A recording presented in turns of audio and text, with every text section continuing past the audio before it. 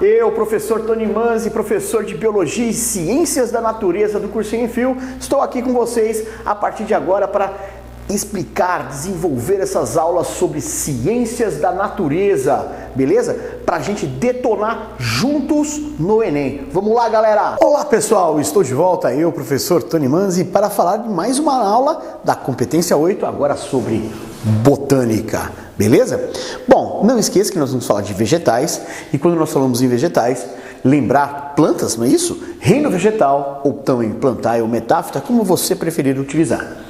Pluricelulares com tecidos, todas as plantas, características de todas elas. Autótrofas e clorofiladas, isso significa que produz o próprio alimento, portanto realiza um processo chamado fotossíntese, mas para fazer essa fotossíntese eu preciso de clorofila, que é para justamente captar a luz, não é isso? E realizar este processo, beleza? Agora, existem alguns termos muito importantes que nós acabamos utilizando ao longo dessa aula de botânica, como por exemplo, seiva. Quando nós falamos de seiva, você pode até fazer uma analogia com animais. Animais têm sangue, plantas têm seiva, beleza? Só que nós temos a seiva bruta e elaborada nas plantas. Quando você fala seiva bruta, é porque ela é constituída de água e sais minerais, beleza? Quando você fala de seiva elaborada, glicose. Claro, tem um pouco de água? Tem, mas o principal é glicose. Por isso que o nome é elaborada, porque a própria planta produziu, a própria planta elaborou pelo processo de fotossíntese, beleza? Agora, algumas plantas podem ou não apresentar os vasos condutores, os tecidos condutores de seiva. Agora, tem planta que não tem. Quando você fala que a planta não tem, então é porque ela é avascular. Se você fala que a planta ela é traqueófita, é porque ela apresenta esse vaso com a finalidade justamente de conduzir a seiva. Mas espera lá, por que traqueófita? Porque esses vasos lembram a nossa traqueia, traqueia humana, beleza? E os vasos condutores, quem são eles afinal de contas? Bom, se eu falo para você, olha, a planta é uma traqueófita, então é porque ela tem xilema para conduzir a seiva bruta e ela tem o floema, que é para conduzir a seiva elaborada, beleza? Então, xilema, seiva bruta, floema, seiva elaborada. Tranquilo? Outra característica importante para a gente conseguir diferenciar os grupos de plantas, essa daqui, ó, em relação às sementes e flores. Nós temos criptógama e fanerógama, esses dois termos. Quando eu falo que uma planta ela é criptógama, significa que ela não tem sementes e flores. Quando eu falo que uma planta é fanerógama, significa que ela apresenta essas sementes e flores. O importante agora é que com esses termos a gente consiga diferenciar os principais grupos de plantas, porque é isso que cai no Enem. Como diferenciar os principais grupos de plantas, beleza? Bom, mas antes de a gente já começar a mostrar os 4 grupos de plantas, os 4 tipos, as 4 divisões de plantas, briófita, pteridófita, angiosperma, angiosperma e as suas características para diferenciar, a gente tem que lembrar do ciclo reprodutivo. Lembrando que o ciclo reprodutivo é um ciclo haplodiplobiôntico. Ué, Tony, por que haplodiplo? Porque você tem um adulto diploide e você tem um adulto haploide. Beleza? Eu sempre gosto de começar o ciclo pelo adulto diploide. Esse adulto diploide que vai receber o nome de esporófito, beleza? Sofre um processo de meiose, portanto um processo reducional, beleza? E que com isso forma esporos. Sempre o adulto diploide forma esporos, por isso que o nome dele é esporófito, beleza? Esses esporos, por um processo de mitose, vai formar o adulto haploide, que este adulto haploide também por mitose vai formar os gametas, por isso que a gente chama o adulto haploide de gametófito, beleza? Esses gametas, por um processo de fecundação, o gameta masculino e o gameta feminino vão se encontrar e aí nós vamos ter o zigoto, como um todo ser vivo, o zigoto sempre diploide. Por diversas mitoses também, processo equacional de multiplicação celular, forma-se o esporófito. Alguns chamam de alternância de gerações esse ciclo, justamente porque tem a geração diploide e a geração haploide. Por isso que até alguns também chamam de metagênese, porque eu tenho várias formações, beleza? Alguns até chegam a dizer que se eu dividir o ciclo nesse sentido, eu teria a parte assexuada e teria a parte sexuada. Hoje em dia não se utiliza mais esse tipo de coisa, apesar de você perceber que aqui tem a parte sexuada realmente, mas aqui o pessoal acha estranho falar isso. Mas alguns até consideram, dificilmente isso apareceria na sua prova.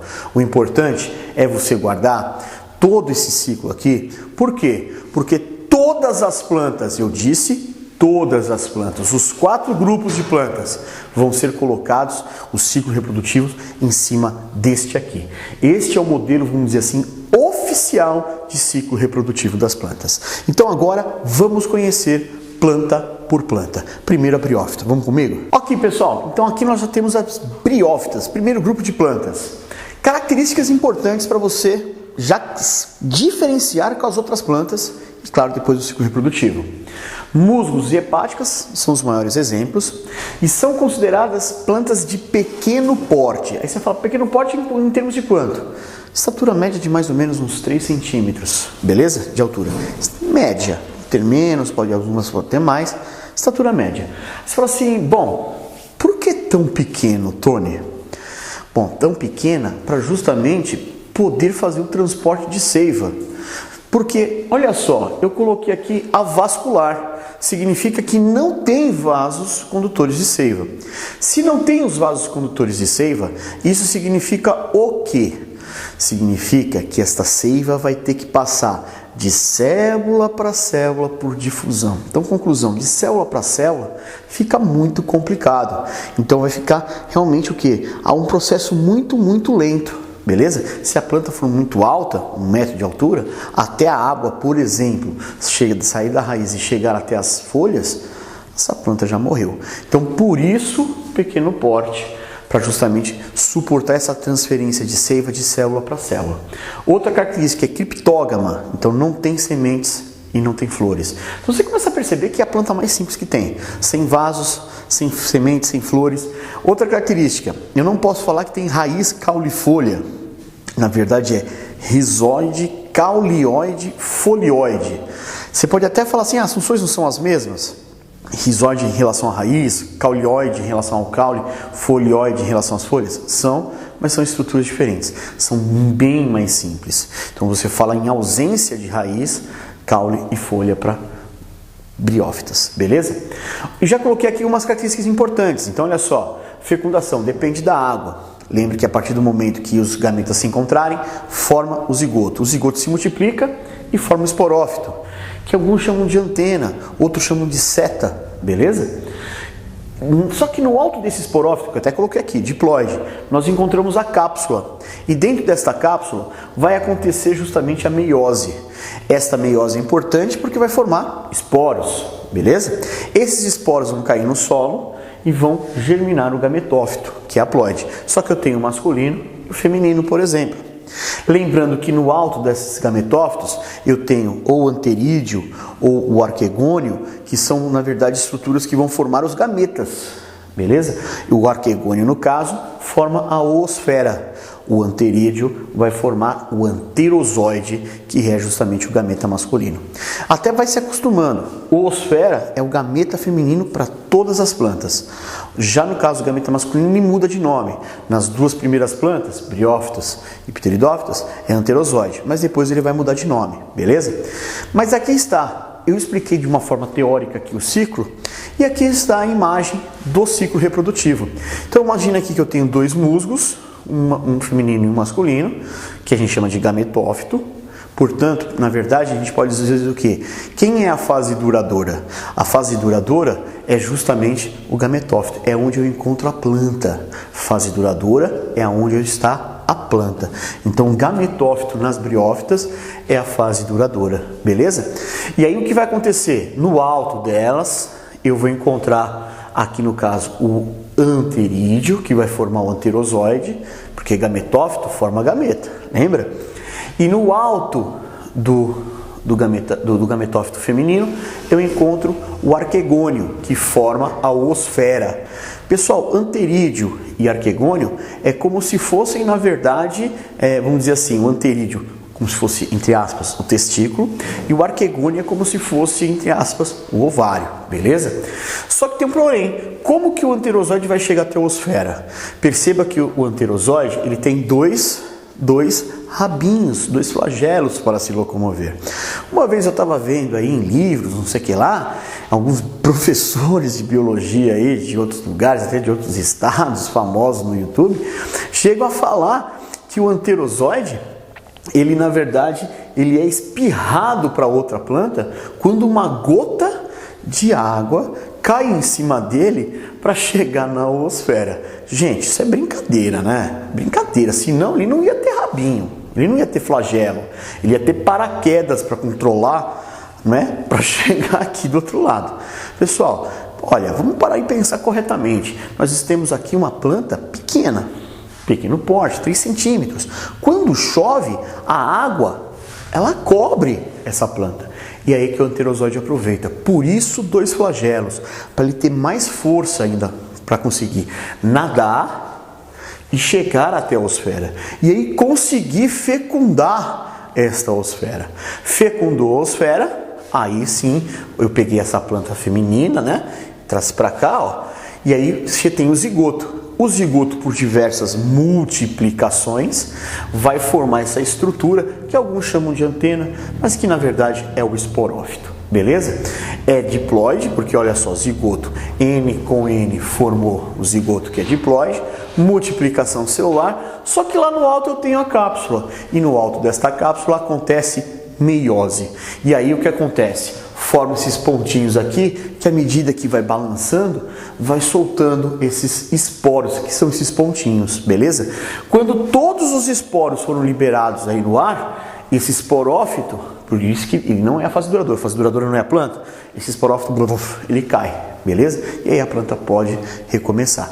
Pô, Tony, esses esporos que estão no ar, eles vão cair no solo, e aí eles vão germinar. Então um esporo vai formar a planta masculina e o outro esporo vai formar a planta feminina. Isso é, os gametófitos masculinos e femininos. Então este é o ciclo reprodutivo das briófitas. Essas são as briófitas, beleza? Então agora vamos para a próxima lousa e vamos ver agora pteridófitas. Vamos comigo? Olá pessoal, tá aqui ó, pteridófitas. As pteridófitas, segundo grupo das plantas, tem alguns exemplos famosos, a samambaia com certeza, o mais famoso, mas temos também avencas, temos as rendas portuguesas, não é isso? E são vegetais já maiores, olha lá, médio porte, mais ou menos aí 1 metro de comprimento, estatura mediana.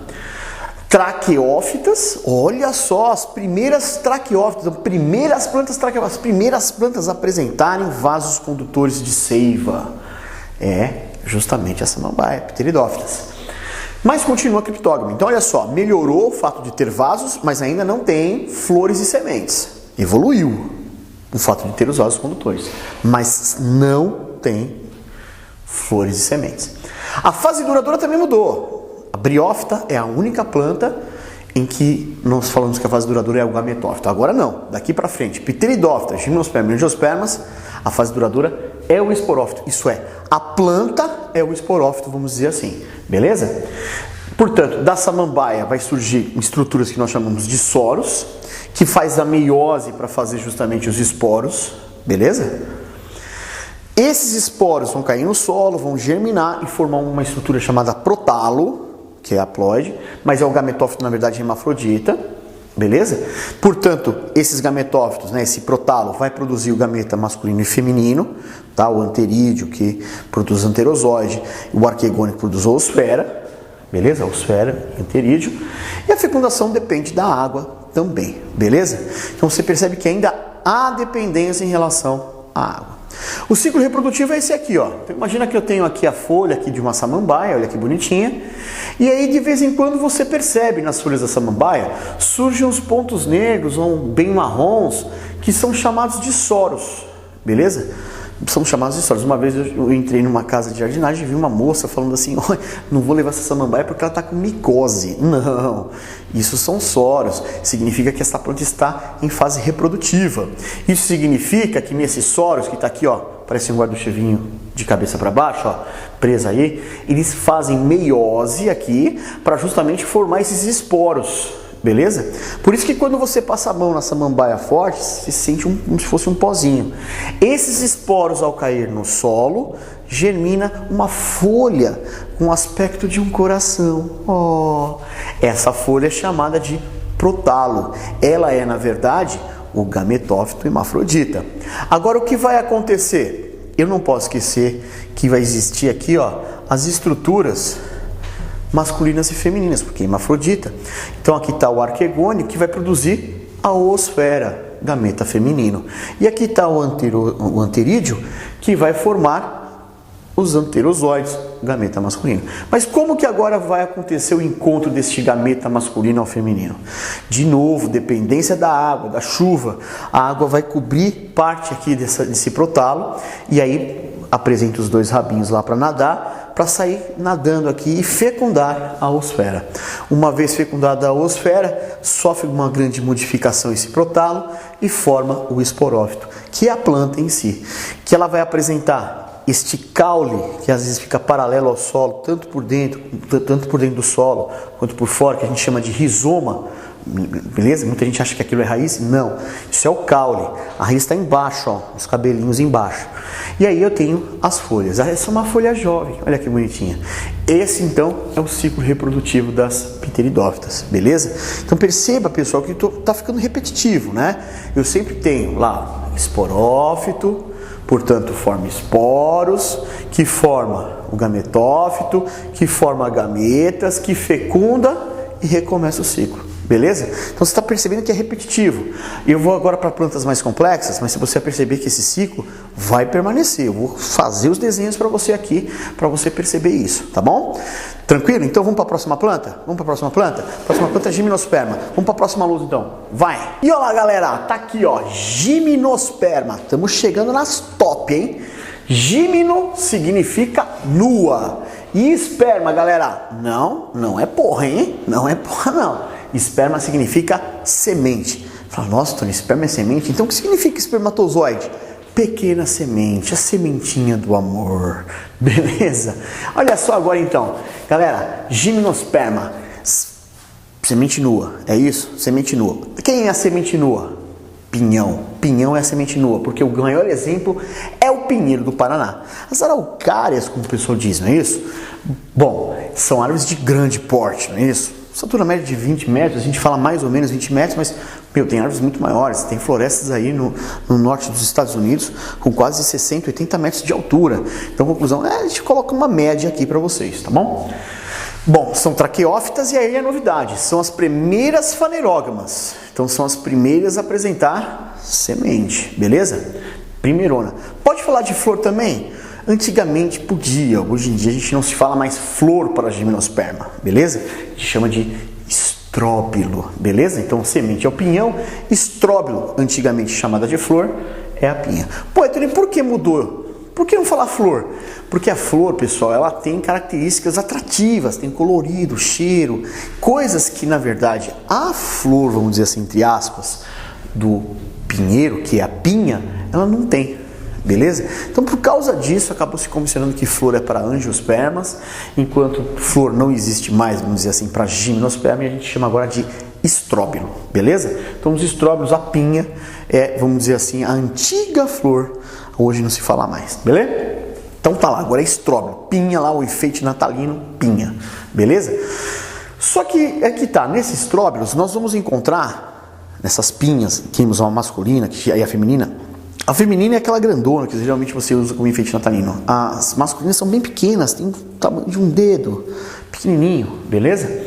Mas dentro dessas estruturas, nós vamos encontrar os esporófitos. E aí, claro, na feminina a gente chama de megaesporângio e na masculina de microesporângio.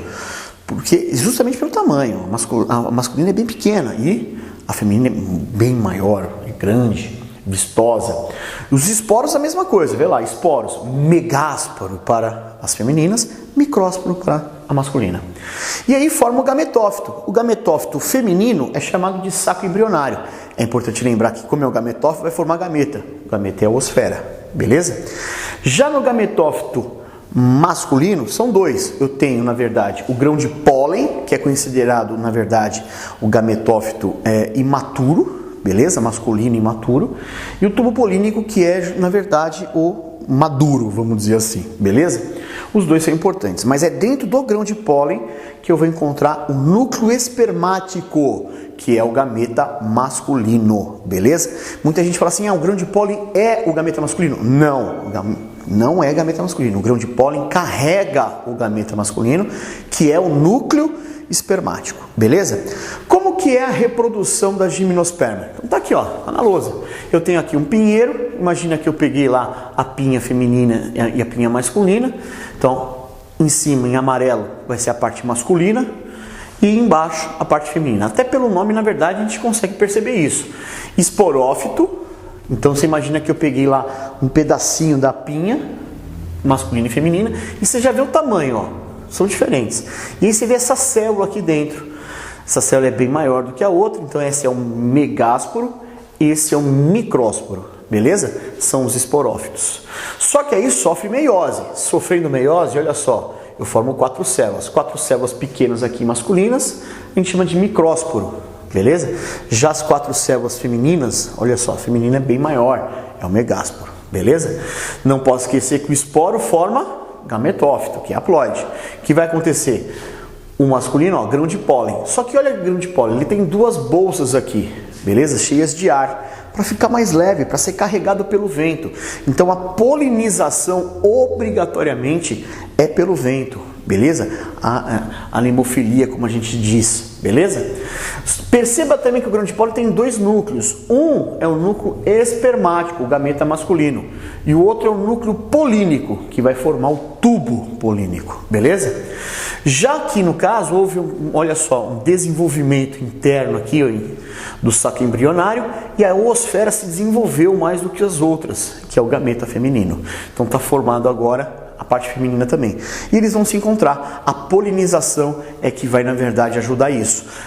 O sistema de vento, não é isso? Vai carregar esse grão de pólen até a parte feminina. E aí o tubo polínico, ele cria esse tubo, beleza? Que vai conduzir o núcleo espermático, olha só, para dentro do saco embrionário. Com isso, o núcleo espermático e a oosfera vão se encontrar e vai formar, na verdade, o embrião. Tem aquele desenho aqui do lado, um pouquinho menor, tá aqui, ó, o embrião, esse talo branco embrião. Às vezes quando você cozinha o pinhão, você vai comer o pinhão, você aperta ele, não sai um talinho bem fininho, branco, aquilo é o embrião. Agora, e aquela massa que você come realmente do pinhão? Aquela massa nós chamamos de endosperma. Aí, Tony, o que é isso, endosperma? Na verdade, é um tecido interno, né, da semente, mas que na verdade tem uma função nutritiva. É a comida, vamos dizer assim, do embrião quando ele germinar. Então, na verdade, embrião e endosperma significa que estamos falando da semente. Essa semente caindo, germina e forma um novo pinheiro. Então, essa é a gimnosperma. Esse é a reprodução, o ciclo reprodutivo das gimnospermas, beleza? Então vamos agora para o último grupo de plantas, vamos para as angiospermas. Vamos lá? E olha lá, pessoal, tá aqui, ó, angiospermas. Quando nós falamos em angiospermas, você já sabe, esperma significa semente agora, né? Agora, angio significa vaso, receptáculo, vamos dizer assim, revestimento. Angio é revestimento. Então, na verdade, são sementes revestidas. Obrigatoriamente a semente está dentro de uma estrutura e essa estrutura nós vamos dar o nome de fruto. Obrigatoriamente as angiospermas têm fruto, beleza? Até coloquei aqui, ó, laranjeiro, roseira, grama, porque tem pequeno, médio e grande porte. Aí você fala, pera lá, Tony, volta. Você falou grama. Exatamente. A grama, por incrível que pareça, se além de você olhar as folhas, você vai encontrar um talinho, uns negócios verdes e uma bolinha no alto, uma bolinha verde pequenininha. Aquilo é o fruto. Então, grama também é uma angiosperma. Angiosperma tem fruto. São todas traqueófitas, são todas fanerógamas, beleza? E agora, o mais importante, ó, flores com ovário e atrativo. É importante ter esse ovário aqui, Tony? Extremamente importante, porque na verdade o ovário é que vai formar o fruto, beleza? Então, e os atrativos? É o colorido das pétalas, é o cheiro, é o néctar, são os atrativos para os agentes polinizadores. Agora, a parte na verdade teórica do ciclo reprodutivo não mudou muita coisa em termos de nomes. O esporófito vai ter, na verdade, o masculino e o feminino. O feminino continua sendo maior, megasporângio, o mesmo nome do anterior. Microsporângio para o masculino, você percebe que é o mesmo nome das angiospermas para as gimnospermas. Já os esporos formados por eles, megásporo feminino, micrósporo o masculino, que vão formar justamente o gametófito. O gametófito feminino é o saco embrionário e o masculino é o grão de pólen, que é o imaturo, e o tubo polínico, que é o grão de pólen, que é o gametófito maduro, beleza? Que forma o núcleo espermático, beleza? Então, osfera, o gameta feminino, o núcleo espermático masculino. E aqui está desenhada uma florzinha, pode não parecer, mas é uma flor cortada no meio. E aqui nós temos algumas estruturas importantes. Primeiro que se trata de uma flor que ela é hermafrodita. Por quê? Porque eu coloquei estrutura masculina e feminina nela, beleza? Eu tenho as sépalas, que são na verdade a base, a parte de aquela pétala pequena, verde, entre aspas, que fica bem na base. Essa base, inclusive, a gente chama de receptáculo floral. Temos aqui as pétalas. Tanto as sépalas quanto as pétalas têm função, na verdade, de fazer proteção ao órgão reprodutor, beleza? E também não podemos esquecer que é elas que são, na verdade, responsáveis também pelos atrativos, principalmente as pétalas pelo seu colorido. Essa estrutura aqui no meio é a parte feminina. A gente dá um nome geral de pistilo, mas é dividido em 3 partes. É dividido em estigma, estilete e o ovário, beleza? Já a parte masculina, esse talinho aqui, ó, o nome geral é o nome de estame, mas no alto nós temos uma antera e o cabo que segura é o filete. Agora imagina que eu peguei justamente essa antera e cortei ela e mostrei lá por dentro aqui, ó. A mesma coisa eu peguei agora aqui, ó, uma parte do ovário e mostrei aqui. Perceba que dentro da antera tem umas células pequenas, já comparando em relação à feminina, que é uma célula muito maior, beleza? Essas células são os esporófitos. Na verdade, microsporângio, megasporângio, beleza? Já no caso, não esqueça, o esporo, né, vai ser formado pelo esporófito. Então tá aqui, ó, esporos. Veja que essa célula se dividiu em 4, que são os micrósporos. A mesma coisa aconteceu embaixo, também se dividiu em 4, só que como elas são muito maiores, é o megásporo, beleza? E agora, Tony? Agora os esporos vão formar o grão de pólen. No caso masculino aqui, ó. O grão de pólen, perceba que é diferente em relação ao outro. O outro tinha 2 bolsinhas e tinha 2 núcleos. Agora aqui não, são 3 núcleos, sendo 2 núcleos espermáticos e 1 núcleo polínico, beleza? E não tem aquela bolsinha para ficar mais leve. Tem pelinhos para se aderir às patas de insetos, às penas das aves, ou até mesmo os pelos dos mamíferos, como o morcego. Então eu estou falando que os agentes polinizadores agora são mais. Na gimnosperma era só o vento. Agora aqui, pode ser o vento? Pode. Pode ser a água? Pode, mas principalmente insetos, aves e mamíferos. Beleza? Já no caso aqui, ó, o gametófito feminino é o saco embrionário. Perceba que tem 2 estruturas importantes. A osfera, mas surgiu aqui, ó, o que a gente chama de núcleo polar. São 2, beleza? E eles vão ser importantes. Bom, o que vai acontecer agora? O grão de pólen vai sair da parte masculina e tem que ir para a parte feminina. E com isso, polinização. Ao chegar aqui, o núcleo polínico cria este tubo, chamado de tubo polínico. O que vai acontecer? Conduz os 2 núcleos espermáticos lá para dentro do ovário. O primeiro núcleo espermático vai fecundar a oosfera. O segundo núcleo espermático vai se juntar aos núcleos polares. Então você vê que tem uma coisa diferente agora, né? Por isso que eu até coloquei aqui, ó, o primeiro núcleo espermático ao se juntar com a oosfera, você já sabe, os 2 juntos formam embrião, que é diploide. Porém agora eu tenho um outro núcleo espermático e tenho 2 núcleos polares. Se eu juntar os 3, núcleo espermático, núcleo polar com outro núcleo polar, são uma estrutura de 3N, triploide. Então eu estou formando o endosperma. Triploide. Então perceba essa diferença. Gimnospermas, pinheiro, a massinha lá do pinhão que você come, é o endosperma haploide. Na verdade, gimnosperma tem endosperma haploide.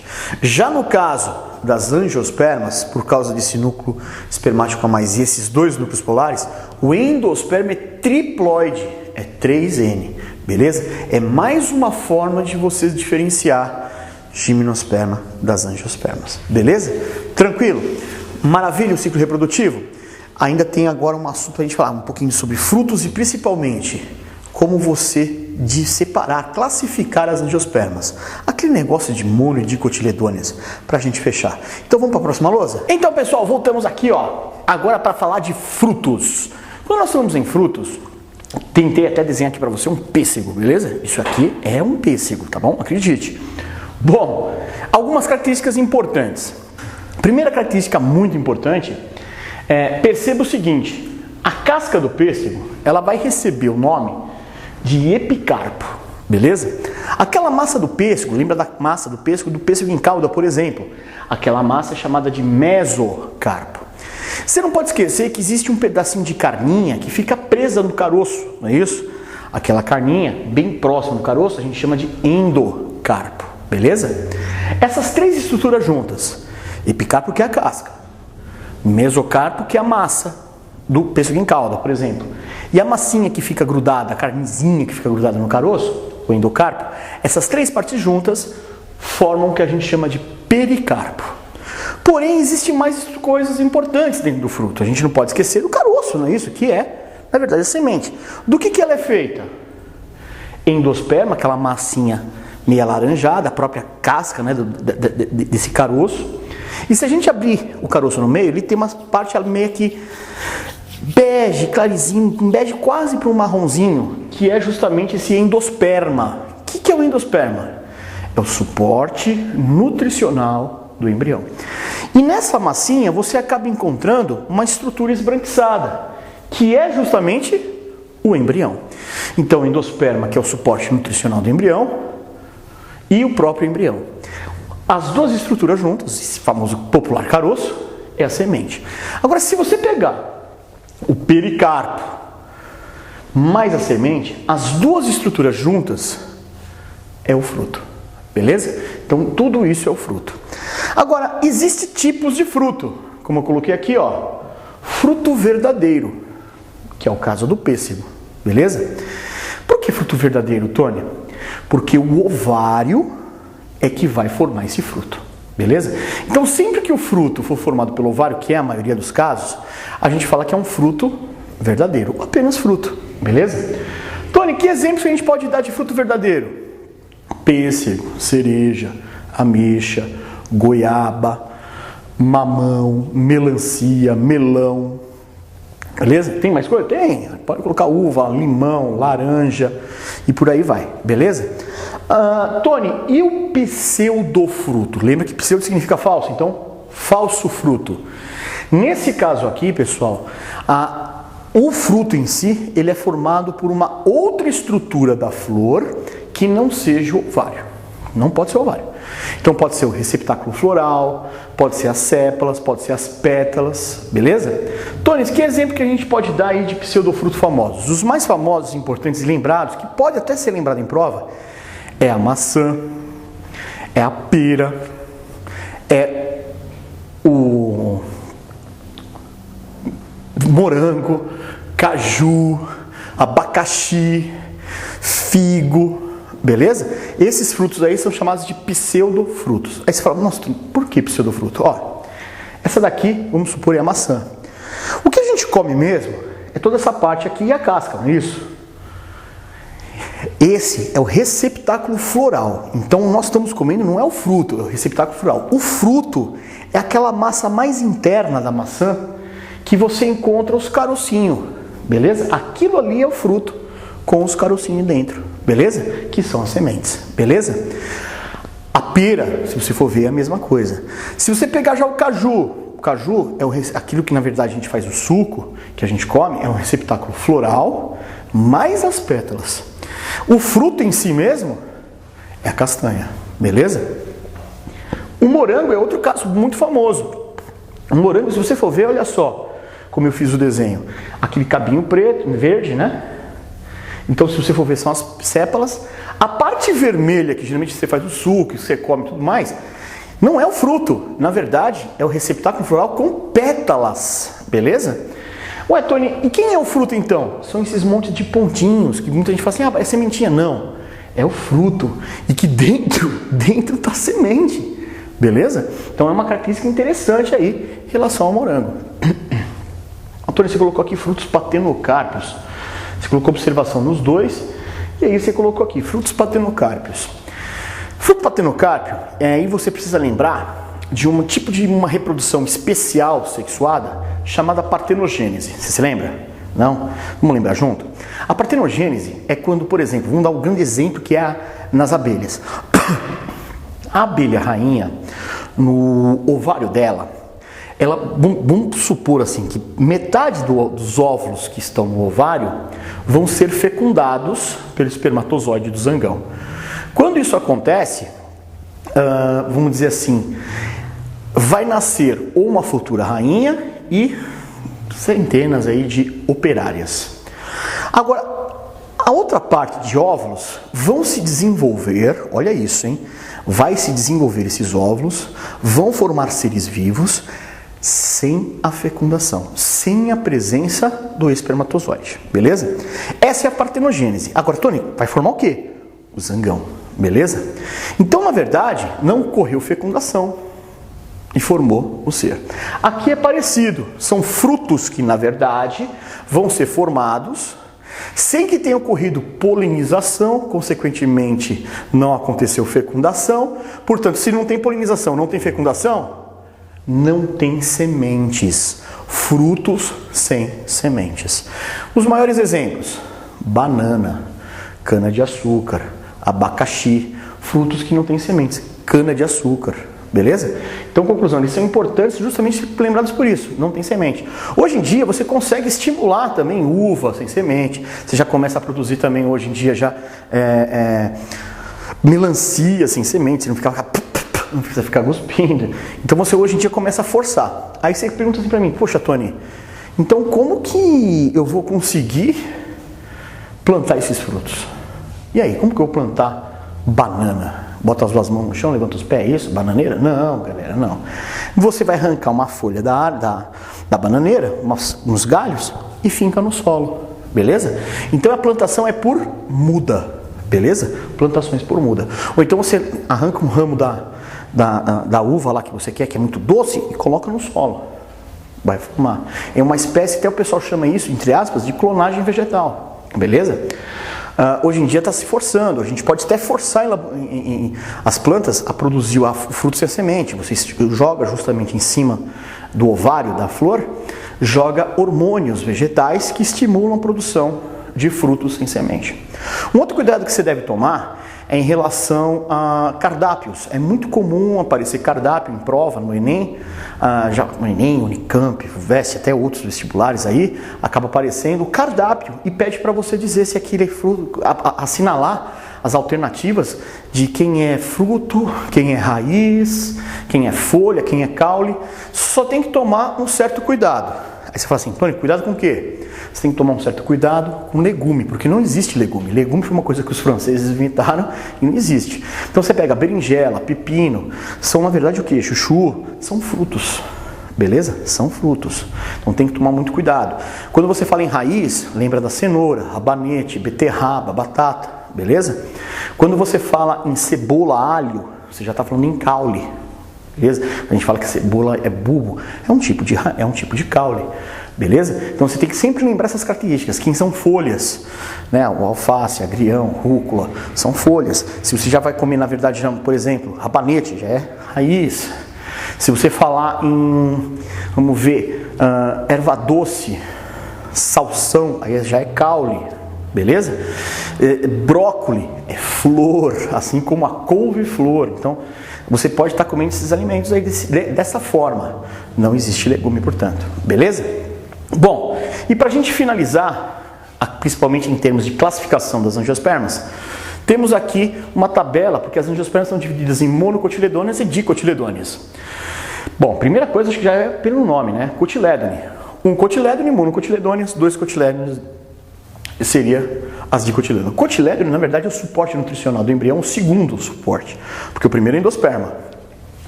O milho é um exemplo, ele só tem um cotilédone. O feijão tem dois, que tem dois cotiledones. Se você abrir o feijão, inclusive, ele abre certinho, né? Como se fosse uma borboletinha. Você vê que de cada lado ele tem um cotiledone, beleza?